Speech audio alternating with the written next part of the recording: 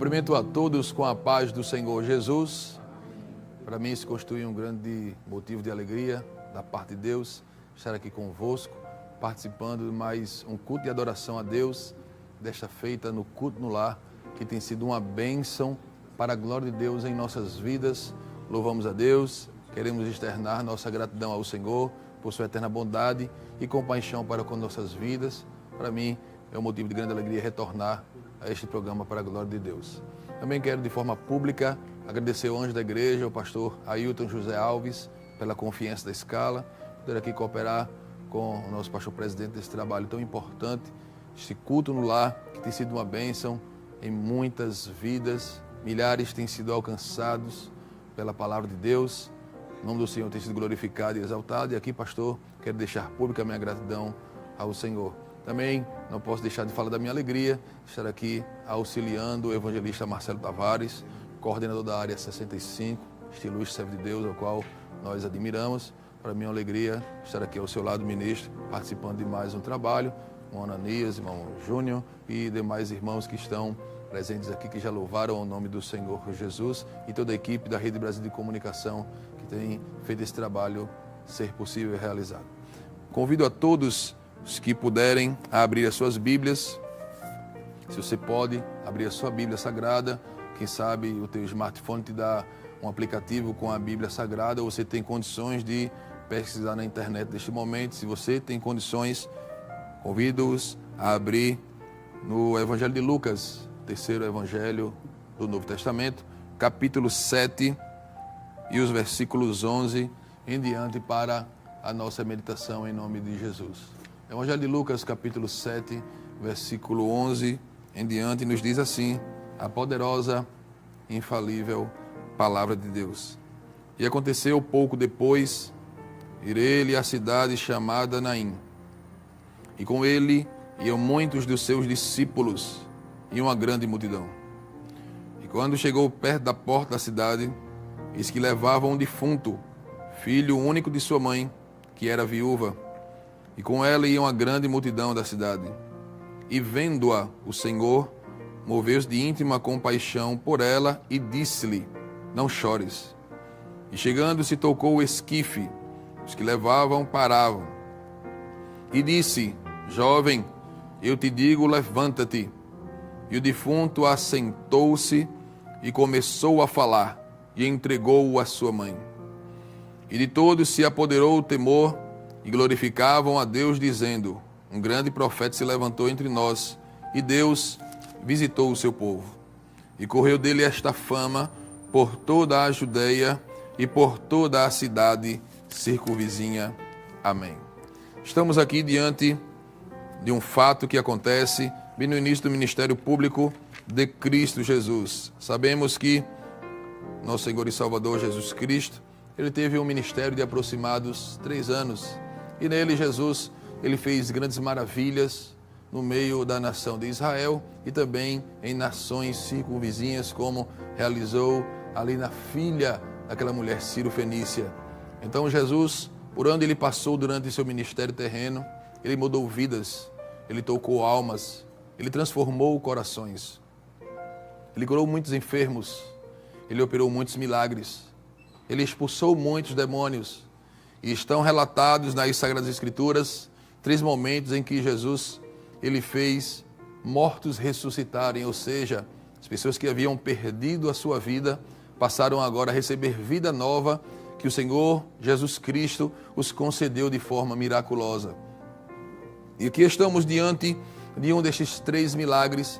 Este foi narrado por Lucas. Lucas, que é muito detalhista em sua narrativa, no seu evangelho, apesar de não ter sido um dos 12, apesar de ter sido o grego, o único que escreveu as páginas do Novo Testamento, ele escreve de forma minuciosa, porque não andou com Jesus, não foi um dos 12, mas ele procurou saber como foi a vida e obra do nosso Senhor e Salvador Jesus Cristo, e ele, através de testemunhas oculares, ele anota e ele escreve a Teófilo, tanto este evangelho que leva o seu nome, quanto o único livro histórico do Novo Testamento, que é Atos dos Apóstolos.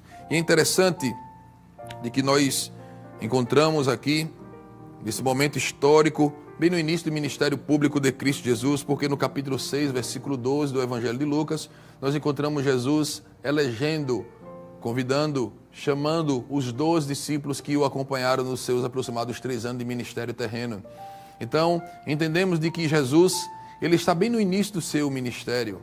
E é interessante de que neste capítulo 7, nós já encontramos do versículo 1 ao versículo 10, Jesus operando algo muito glorioso e maravilhoso, que foi a cura do centurião de Cafarnaum. Ele estava com um servo e a Bíblia nos diz que ele já estava há muito tempo enfermo, já padecia de um mal, havia muito tempo. O centurião, ele era um homem do Império Romano que tinha muitos soldados sobre a sua responsabilidade. Era um homem que tinha posses, era um homem que tinha autoridade, que tinha dinheiro, mas diante da enfermidade ele pouco pôde fazer. Quem sabe tentou, de alguma forma ou de outra, solucionar aquilo que estava sendo submetido o seu servo, mas ele não consegue sucesso. Ele, com seus esforços, ele tenta de alguma forma minimizar, resolver aquele problema que está acontecendo na vida daquele homem, mas ele não consegue. No entanto, é interessante e salutar dizer nesta oportunidade de que quando ele acha Jesus e ele coloca aos pés de Jesus a sua causa, a sua necessidade, a situação em que o seu servo estava cometido, ele encontra êxito, ele encontra resposta, ele encontra vitória para a sua batalha, porque todos aqueles que buscam Jesus, todos aqueles que acham em Jesus a resposta que estão precisando, eles nunca ficam frustrados, porque Jesus é aquele que tem solução para todos os problemas, que tem cura para todas as enfermidades, que tem um milagre que nós precisamos, que pode fazer o que o homem não pode fazer. O centurião, ele pouco podia fazer diante da enfermidade, mas a enfermidade para Jesus não é nada. E aqui no capítulo 7, versículo 1 ao 10, nós encontramos Jesus operando um dos seus muitos milagres e maravilhas. Foram aproximados 36 milagres e maravilhas que Jesus fez durante o seu ministério terreno, mas Jesus é especialista em operar milagres, em mudar histórias, em transformar situações. E não foi diferente neste capítulo 7, versículo 1 ao versículo número 10. Jesus curou aquele homem e não precisou de muita coisa, porque não precisa de muita coisa para Jesus operar. Basta tão somente uma palavra, basta tão somente um toque de Jesus, basta tão somente olhar de Jesus sobre a vida daquele necessitado e a história é mudada. E na vida deste servo do centurião não foi diferente. Uma palavra, ela mudou a história daquele homem, e a enfermidade que há muito estava incomodando e que tirava o sossego e a tranquilidade daquele centurião, ela foi repreendida, porque Jesus é aquele que tem poder. Jesus é aquele que detém todo o poder em suas mãos. Jesus é aquele todo-poderoso que veio a este mundo para resgatar o homem e para transformar a sua história. E através de uma palavra de Jesus, a história do homem pode mudar em sua presença. Glória a Deus. Lucas deixa claro de que Jesus tem autoridade sobre as enfermidades. E isto já é algo miraculoso, maravilhoso, impressionante, porque todos nós sabemos mais do que nunca que estamos em uma sociedade em que as pessoas temem as enfermidades. Alguns andam de um lado para o outro buscando soluções para as mais enfermidades que existem. Parece que a época que estamos agora é uma época que é tão acometida de enfermidades que as pessoas vivem de um lado para o outro, buscando psicotrópicos, buscando solução para aquelas enfermidades, buscando medicamentos, drogas, para de alguma forma minimizar, acabar com aquela enfermidade. E muitos não conseguem êxito para esta situação tão incômoda que a enfermidade traz. E é interessante, meus amados irmãos, que Jesus, neste capítulo 7, versículo 1 ao versículo 10, ele nos mostra o seu grande poder sobre as enfermidades. Porém, no versículo 11 em diante, nós encontramos um dos milagres mais emblemáticos que Jesus operou durante o seu ministério terreno. A Bíblia nos diz, meus amados irmãos, que após Jesus estar ali na região de Cafarnaum, ele se ausenta um pouco e vai nas proximidades de uma região chamada Galileia. Esta região ela é muito ligado ao ministério público de Cristo Jesus. Jesus operou grandes milagres. Jesus iniciou o seu ministério nas regiões em que nós estamos falando agora, de Nazaré, da Galileia. Então, é uma região muito comum, onde Jesus operou muitos milagres.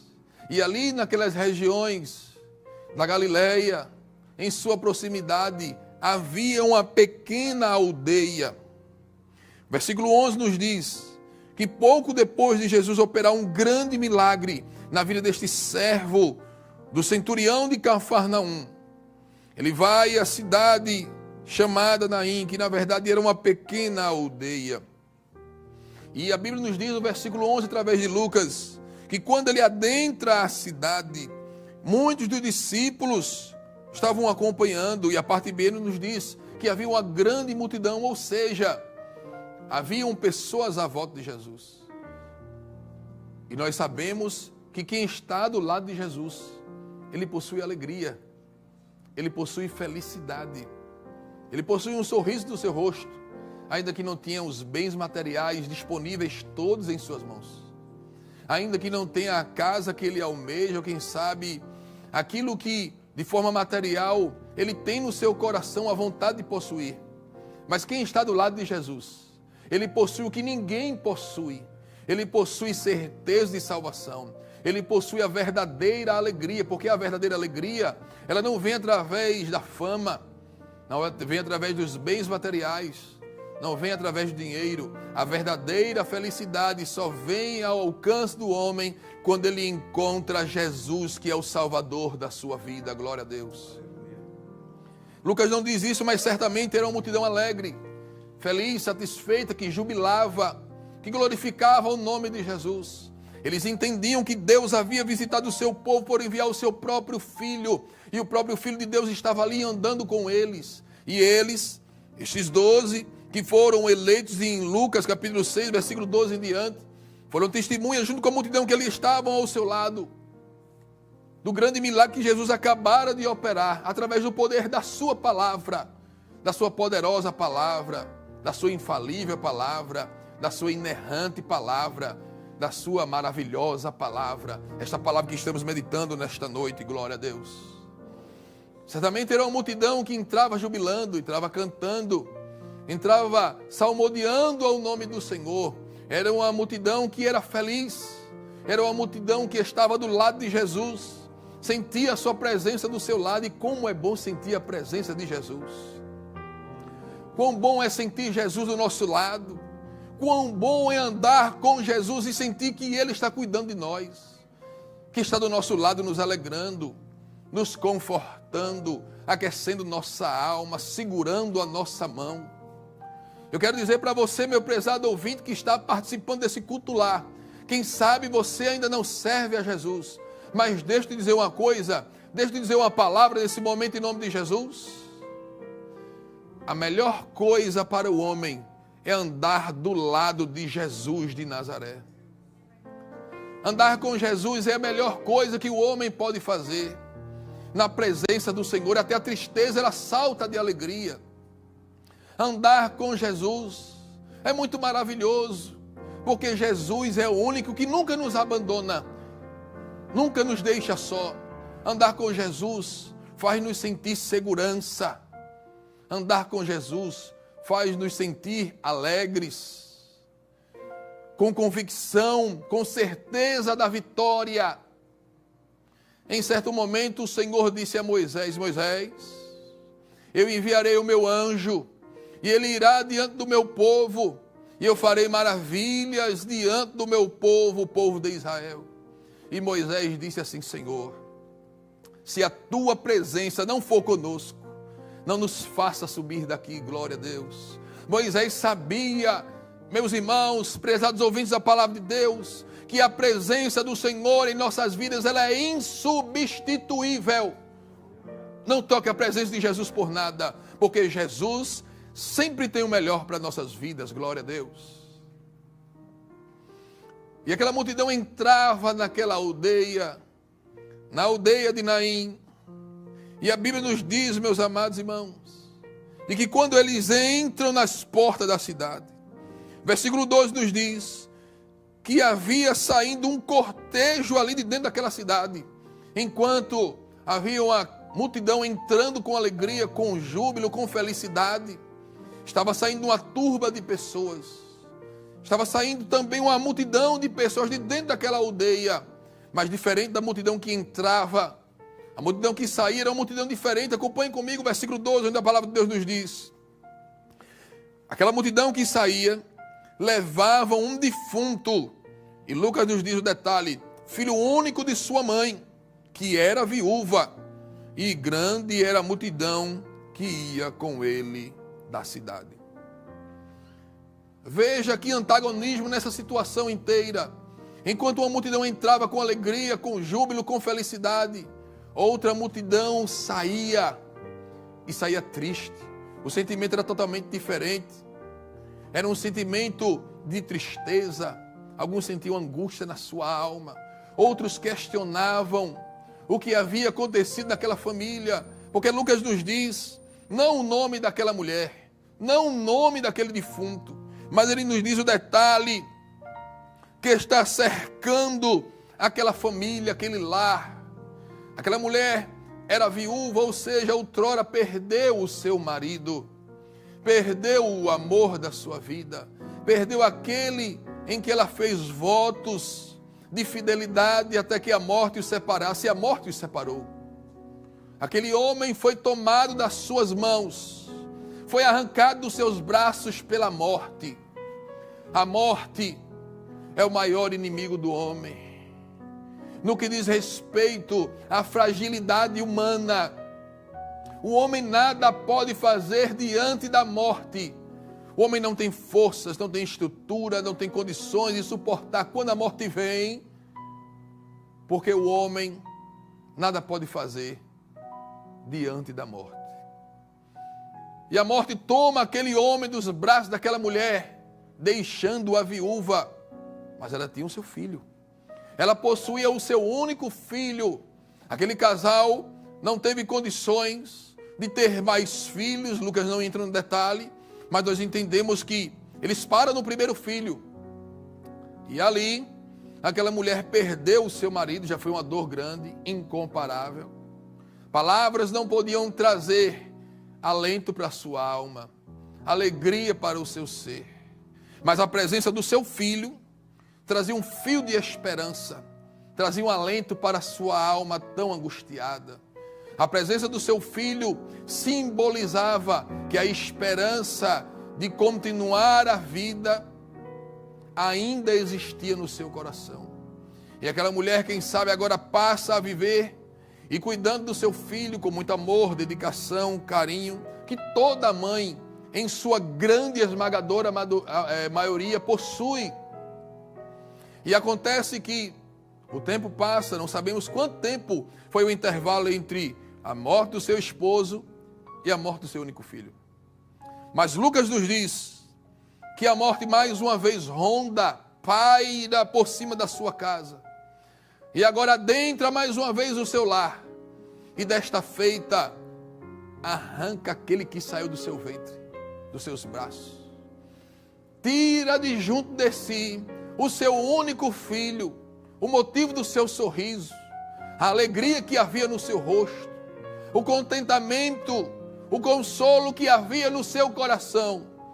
Agora foi arrancado das suas mãos, de forma abrupta, de forma feroz. Porque a morte, ela não entra devagar. Ela simplesmente entra e leva consigo aquele que nós mais amamos, aqueles que nós conhecemos. Aonde a morte adentra, ela traz tristeza, ela traz pesar, ela traz sofrimento, ela traz dificuldades. A aflição da alma daquela mulher, ela foi aumentada de uma forma que nós não sabemos nem calcular. Porque se outrora ela perdeu o seu marido e sofreu bastante, com certeza, com isso, agora ela perde o seu filho. E ali em Naim, era uma pequena aldeia, alguns estudiosos, alguns biblistas dizem que era um vilarejo. Sendo assim, nós sabemos que nessas pequenas cidades, muitos se conhecem pelo sobrenome da família, pelo nome do patriarca. Em algumas cidades do interior do estado ainda é assim. São famílias que conhecem outras famílias de muitos e muitos anos. E as pessoas sabem das referências quando falam acerca daquela família e falam também acerca dos patriarcas daquela família, ou quem sabe na rua em que moram. E as pessoas sabem quem é quem nessas cidades pequenas, desses vilarejos. Quem sabe ali em Naim, todos se conheciam por ser uma pequena cidade, uma vila, um vilarejo. E ali, mais uma vez, a notícia da morte que adentrou a casa daquela mulher. Ela agora se espalha, tomando todos ali em Naim, em um grande pesar. Se outrora aquela mulher havia perdido o seu esposo, agora ela perdeu o seu único filho. A razão de existir daquela mulher estava completamente abalada, impactada. A tristeza havia tomado conta do seu coração. Porque imagine só o coração daquela mulher, a alma, o centro do intelecto daquela mulher como estava abalado, fragilizado, entristecido.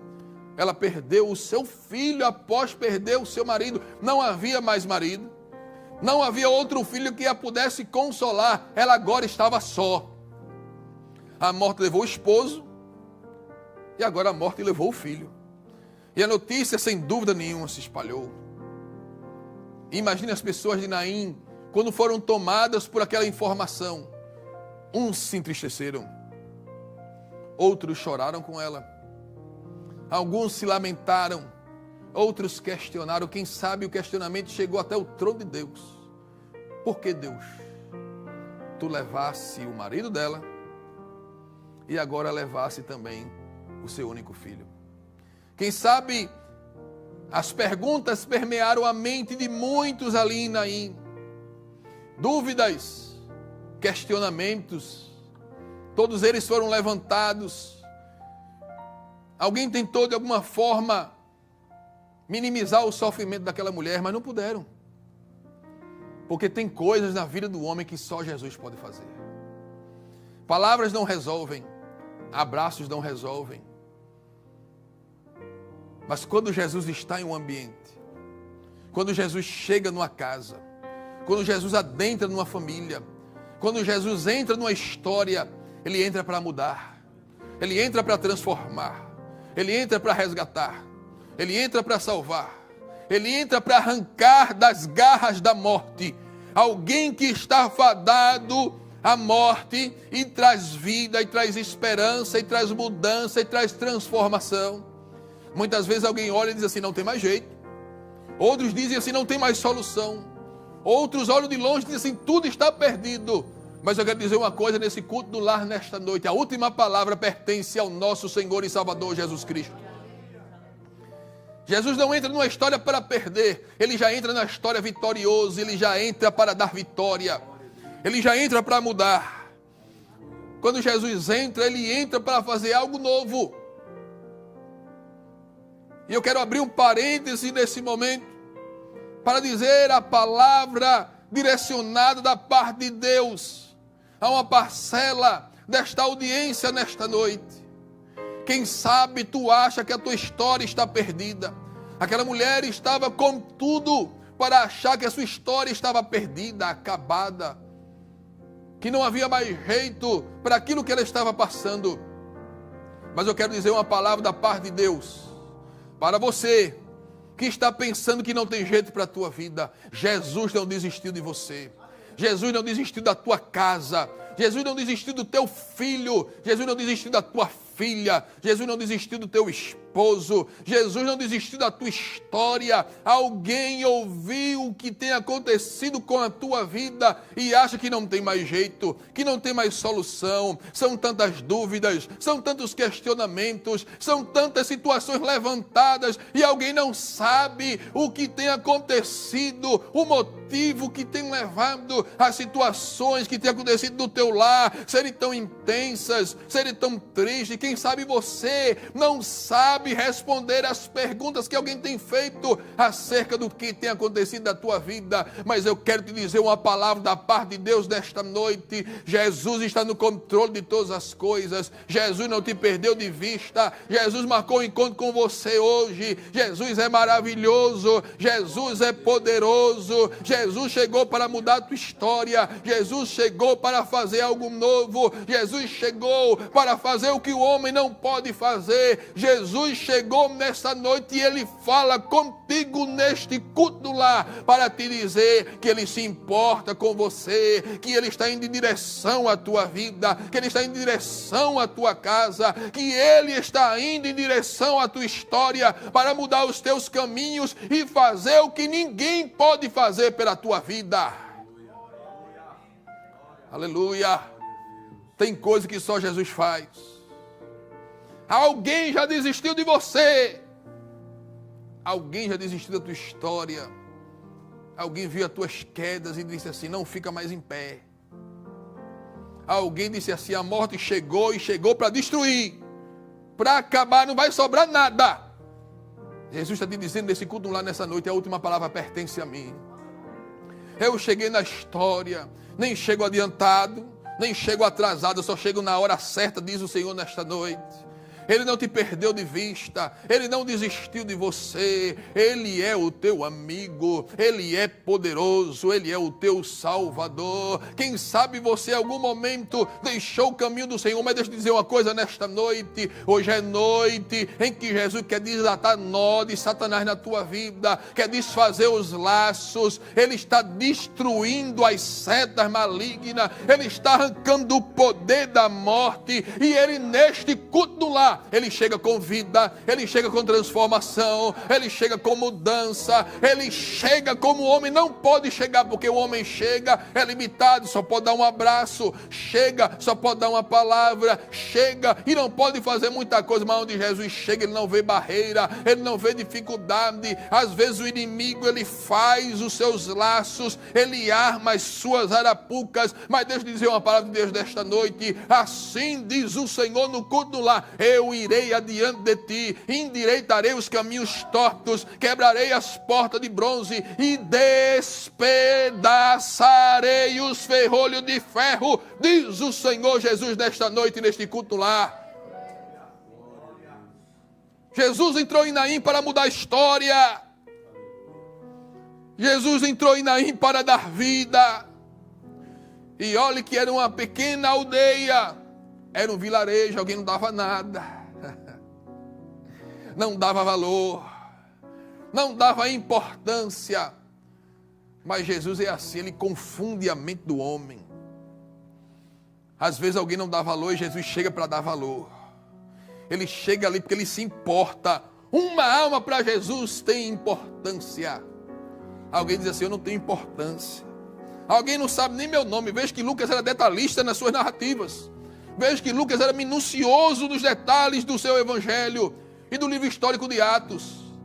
Mas mesmo pesquisando, ele não descobriu nem o nome da mulher, nem o nome do jovem que morreu. Significa isso? Que aquele homem, aquele jovem e aquela mulher, eles não eram importantes no contexto histórico onde eles viviam. A sua identidade, ela era algo desprezível. Era algo que os homens olhavam e não davam importância. Só que Jesus é assim. Ele dá importância àquilo que o homem pensa que não é importante. Aqueles que pensam que estão fora dos planos de Deus. Por serem pequenos, por serem limitados, por terem pouca força. É aqueles que Jesus se importa. É aqueles que Jesus resgata, é aquele que Jesus marca encontro, é aquele que Jesus faz maravilhas. E eu quero dizer uma coisa para você nesta noite, talvez alguém não te conheça, talvez alguém não saiba do teu nome, quem sabe alguém não sabe o teu endereço, mas eu quero dizer uma coisa nessa noite, Jesus te conhece por nome. Jesus conhece o teu endereço, Jesus sabe aonde tu mora, Ele sabe a tua condição nesta noite, e Ele ainda marca encontro, porque a palavra de Deus diz assim, por causa do clamor do pobre, glória a Deus, e dos remidos necessitados. Me levantarei agora, diz o Senhor. Jesus está de pé nesta noite para colocar alguém que está caído de pé na sua presença. Receba nesta noite a influência do Senhor. Receba nesta noite o toque de Jesus. Receba nesta noite da tua casa, no teu ambiente de trabalho, aí no hospital onde tu estás, a visita de Jesus. Assim como ele visitou Naim, ele está visitando a tua vida agora, com mudança, com vida, com salvação, com transformação, com esperança. Ele visita a tua vida e alguém vai dizer: como é que pode? Será que é ela mesmo? Quem sabe? Alguém vai dizer assim: será que é ele? Como é que pode? O que foi que aconteceu? E alguém vai testemunhar sem você abrir a sua boca e vai dizer assim: Jesus fez mudança, Jesus marcou o encontro, Jesus salvou, Jesus resgatou, Jesus mudou as vestes, mudou a forma de falar, mudou os caminhos, mudou os pensamentos. Agora anda com a Bíblia debaixo do braço dizendo: Jesus salva, Jesus cura, Jesus liberta, Jesus faz maravilha. Aguarde, porque Jesus ainda marca encontro em Naim para mudar a história, para que o seu nome seja glorificado. E a Bíblia nos diz que quando Jesus entra e aquela multidão ia saindo com tristeza, o versículo 13 nos diz que fez toda a diferença na vida daquela família, na vida daquela mulher, na vida daquele jovem, daquele mancebo que estava sendo levado ali no esquife para o cemitério, para o sepulcro. A Bíblia nos diz no versículo 13, Lucas narrando, dizendo que o Senhor viu aquela mulher e moveu-se de íntima compaixão por ela. O olhar de Jesus é tão penetrante, é tão profundo, é tão especial, é tão maravilhoso, que quando ele olha para nós, ele vê o que o homem não pode ver.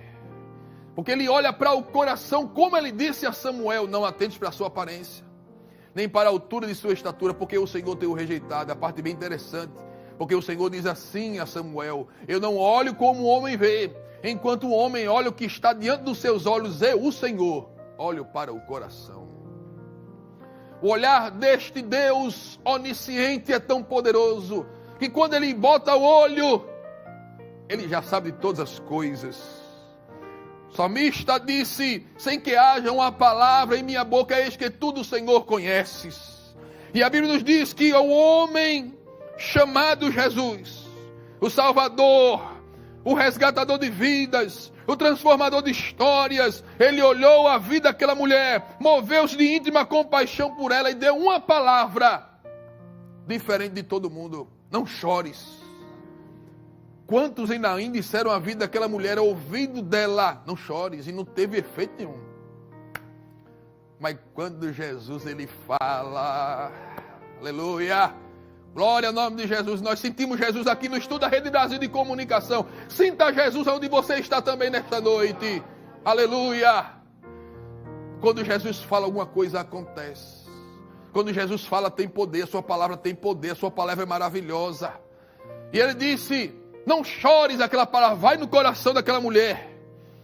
A palavra de Deus diz: porque a palavra de Deus, ela é viva e eficaz, mais penetrante do que a espada aguda de 2 gumes. E ela vai até a divisão da alma e do espírito, entre juntas e medulas. Ela é apta para discernir pensamentos e intenções do coração. Quando Jesus fala, ela vai aonde a medicina não pode ir. A divisão da alma e do espírito. Vai no coração. E ele trata aquilo que aquela mulher precisava. Em vez de Jesus se juntar com a multidão que havia se reunido ali chorando para ir ao sepulcro, ele para o enterro, irmãos. Glória a Deus. Jesus parou o enterro, irmãos. Ele tocou no esquife. O esquife era uma espécie de cama improvisada para as comunidades mais carentes que não conseguiam colocar o seu morto em um caixão. Colocavam no esquife, era como se fosse uma cama. E 4 homens levavam, 2 na frente, 2 atrás, aquele defunto ali. A mãe provavelmente ia na frente, os 4 homens logo em seguida levando o defunto, e a multidão atrás se lamentando, chorando. Jesus toca o esquife, ele para o enterro, irmãos. Jesus ainda para enterro. Jesus ainda faz milagres. Tem alguém só esperando a morte, mas eu sinto da parte de Deus. Pois eu estive orando e pedindo a Deus uma direção para falar nessa noite. É uma palavra da parte do Senhor. Tem alguém só esperando o momento do enterro para olhar e ver alguém ser sepultado. Mas Jesus nessa noite está parando o enterro. Jesus está fazendo um milagre de cura na vida de alguém que acompanha a Rede Brasil de Comunicação. Você vai agradecer. Jesus ainda cura. Jesus ainda faz milagres. O mal está sendo repreendido agora na autoridade do nome de Jesus. Ele para o enterro nesta noite. E a palavra de Deus nos diz que o Senhor disse a ela: não chores. Tocou o esquife. E ele falou, irmãos, falar quem está vivo é algo mais natural para a humanidade. Mas a Bíblia nos diz no versículo 14, que Lucas nos narra dizendo o seguinte: ele falou ao jovem: jovem, eu te digo, levanta-te. Ele falou com um rapaz que estava morto. E o espírito dele já havia sido recolhido. Mas quando Jesus fala, irmãos, ele faz retroceder, ele muda a história. E o espírito voltou ao corpo daquele rapaz. E Jesus no versículo 15 pegou o rapaz que foi ressuscitado e entregou a sua mãe. Jesus com aquilo estava dizendo assim: eu restaurei o teu lar. Eu dei vida ao teu filho novamente. Glória a Deus, glória a Deus, glória a Deus. Eu trouxe a tua alegria de novo. Eu trouxe paz para dentro da tua casa. Eu estou dando ele. Eu estou fazendo na tua vida uma restituição agora. E a Bíblia nos diz no versículo 16, que todos que estavam aqui glorificavam a Deus. E se impressionaram dizendo assim: Deus visitou o seu povo. Creia nesta noite, Deus está visitando a tua vida. Ele está visitando a tua casa. Ele visita o seu povo. Ele visita inclusive aqueles que acompanham a Rede Brasil de Comunicação no seu lar. Quem sabe você ainda não serve a Jesus, mas Ele está te visitando. Ele quer te salvar nessa noite. Ele quer trazer paz na tua vida. Ele quer restituir algo que o diabo roubou, algo que fugiu do teu controle, algo que saiu das tuas mãos. Aquela mulher havia perdido o seu filho para a morte, mas quando Jesus chega, Ele traz de volta o que foi tomado das nossas mãos com força. Jesus é assim. Jesus é o Salvador. Jesus é maravilhoso. Jesus ainda para enterro. Jesus ainda dá vida. Jesus ainda faz milagre. Jesus ainda faz transformação. Jesus é poderoso para fazer maravilha. Creia, receba essa palavra em nome de Jesus. Jesus ainda faz milagre na vida do homem, para a glória de Deus. Que Deus abençoe a todos em nome de Jesus.